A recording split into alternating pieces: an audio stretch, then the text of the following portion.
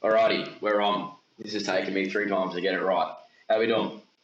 So, this one's going to be a technical breakdown from Bronson. He's just started weightlifting this week, never touched it before. So, all in all, I want to say before I even get off the bat, he's done pretty well. And I'm pretty happy with his progress within a week. So, we're going to go through, we're going to give some Bronson some tips. We're going to go through, and if this stuff appeals to you as well, you've had some problems, have a listen in. If you've got any other questions, shoot me a message and we'll go through it. Okay? If you probably don't know, if you've been watching for a little bit, my whole sort of approach to strength conditioning is developing power and speed and strength and using the weightlifting variants to develop that power in and using intelligent strength conditioning principles to develop our strength across the board. And as I'm getting more and more into it, I'm looking at more or different methods of doing so, such as vertical integration, where we're looking at using or addressing all sort of modalities at the same time in a program and just changing the amount that we sort of focus on them throughout the program and see if that works for weightlifting. So it may work, it may not work. I'm in a sort of an experimentation phase right now with the programming side of the house. Nonetheless, let's get into how Bronson's going. His first movement's going to be a hang power snatch. So we'll break it down sort of frame by frame. What I really like about Premiere Pro is I can break it frame by frame and slow it down. So we'll look at this hang position right now from the knee. What I really want to see here, big points of performance, vertical shins, and elbows out in line with the barbell. We want to see our shoulders over the bar. We can't really see where the shoulders are in relation to this angle. But what I can see, if I zoom in on here, I can really start to look at, I'm in the wrong thing there. We can see here that his feet are relatively straight. Now, that allows us to create a little bit more torque at the hip, but it can really restrict how much we can get our knees out. So what I'd like to see Bronny do here is maybe bring his feet in a little bit more and turn his toes out so that his knees can actually track out along the toe rather than having to force our knees out with our foot straight, creating some weird torques all the way through our limb, which isn't ideal, as Instagram's pointed out in the past week and a half, apparently. The big thing here we see with Bronny, I'm going to take this back a few frames if I can, and I will. Just bring it back to here. Play. Now we can reverse it. What we see, we're here, good position. Now I'll start moving forward. Arms are bending early, which isn't ideal. We'd rather keep our arms nice and straight so that we can use our legs the whole way. We want to start pulling once or after the bar gets in contact with our hip. We don't want to smack our hip. It wants to be like a nice sort of brush. Imagine you skimming a rock across water. What will happen is if we pull too early is we're not going to use our legs. And what's stronger, our legs or arms? Our legs. So let's use them to get the maximum trajectory on the barbell and then turn it around. So from this, we can also see that there's a fair bit of sort of rotation around the shoulder or elbow joint. And that's not ideal for a power snatch. You want to see a nice upwards pull and then an aggressive pull down and punch up. If we rotate up, we risk doing some damage when it gets heavy. And it's also nowhere near as efficient to complete the movement as well. So that's where we want to sort of break things down and make it a little bit, or break it down, but be a little bit more efficient with it. Okay? Big thing for everyone as well. I'm telling Bonnie, don't do that. All right? Don't just let the barbell swing around with nice straight arms. Bring it down nice and close and then rotate through and catch in our hip. It's going to be much less stress on our shoulders. It's going to be much easier to control as well. That way you don't see the bar smacking us in the hip and breaking our pelvic bone. Not too bad there, bro. Let's go frame by frame. Again, a bit of an early arm bend. Heels are good. Really want to try and pick the shirt up with the barbell. And the cue I use is try and scrape the sternum.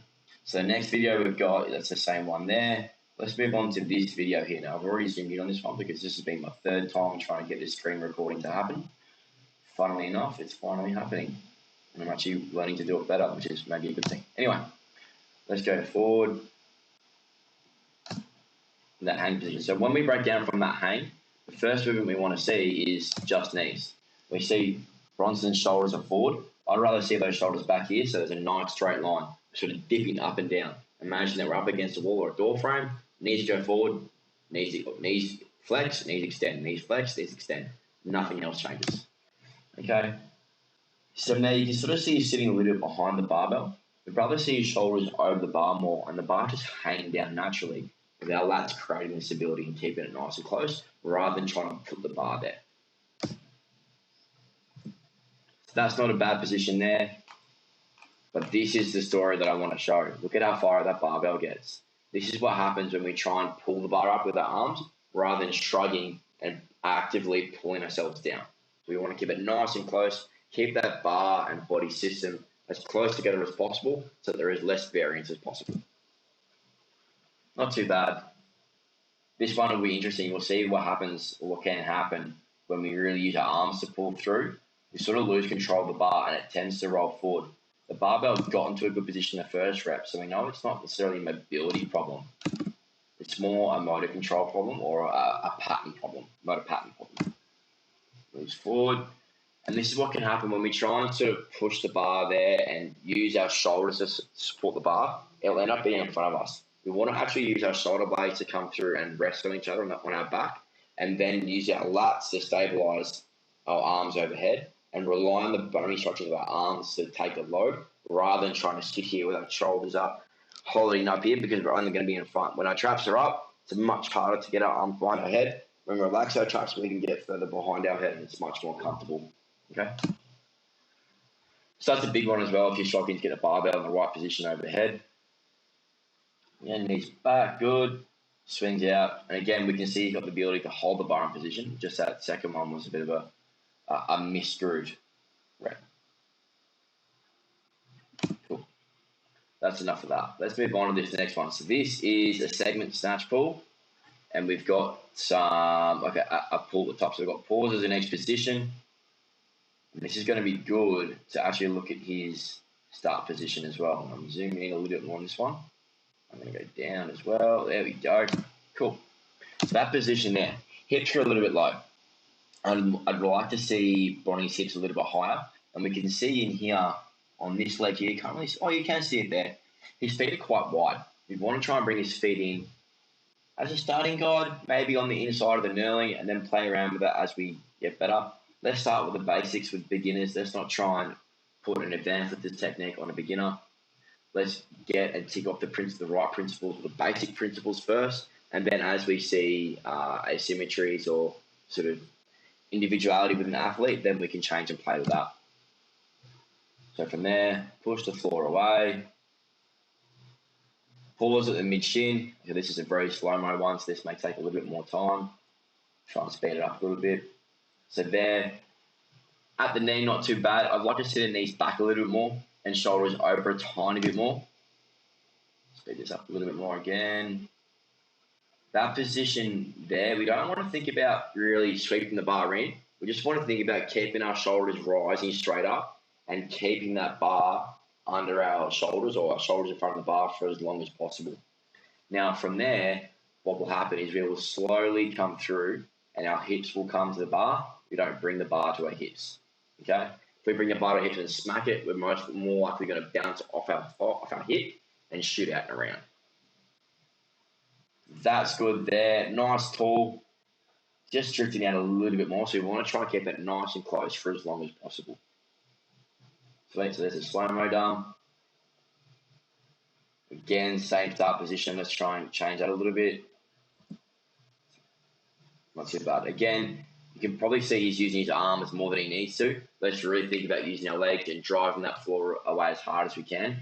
A big point, where we want our weight when we're doing all these movements is over the middle of our foot. So if you're wearing the Nikes or a thin shoe with a middle strap, you pretty much want your weight under that strap to stay balanced the whole time. So from there, and again, we can almost see, I might try and zoom in big time on his elbows here. I'm going to come down a little bit.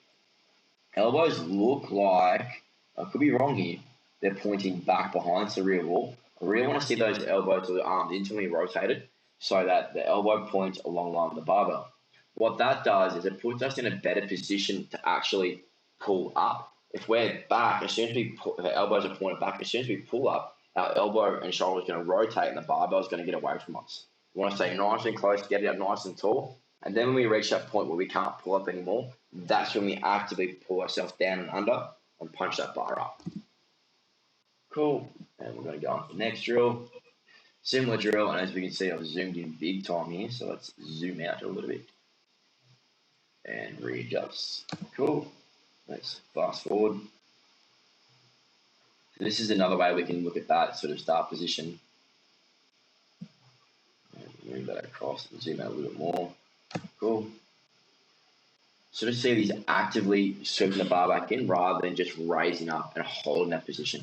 Now these pauses are really good for developing positional strength and postural strength in our back musculature so that we can hold the positions for longer and be more powerful in those positions. That pull wasn't too bad. I'd like to see a bigger shrug. Let's try and get shoulders to our ears and try and crush our ears with our traps. Okay, so that's that. I believe this last video is the same again. It is. So they're the big points, guys. So when we're looking at this, let's look at, as we're moving through, trying to actively, in our start position, let's think about having our hips a little bit higher than our knees. I have a mental blank then. And having our shoulders over the bar. We want to have our feet a little bit closer as well, like toes pointed out. From there, when we come up, we want to try and keep that bar nice and close and try and scrape our sternum and come up nice and tall and then punch the bar out. Not pushing our traps up, but keeping our traps down and actually letting our shoulder blades do the work and punching up as aggressively as we can. Hope this has helped, guys. If you've got any other questions around, so you want a technique and you want to see this sort of thing done for your lifts, send them through. We'll go through, dig into it, and I'll send you a video. Thanks for watching, guys. Have a good one and enjoy your weekend.